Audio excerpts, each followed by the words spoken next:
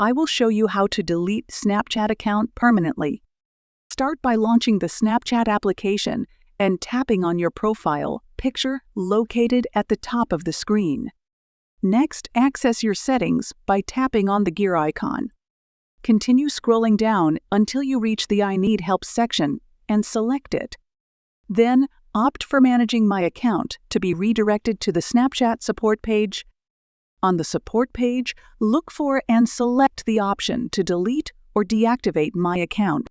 Choose How do I deactivate or delete my Snapchat account, link provided. Scroll to find and click on the Snapchat Accounts portal link.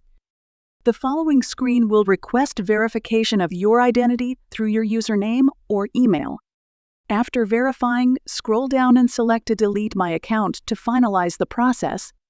Following these steps will lead to the permanent deletion of your Snapchat account.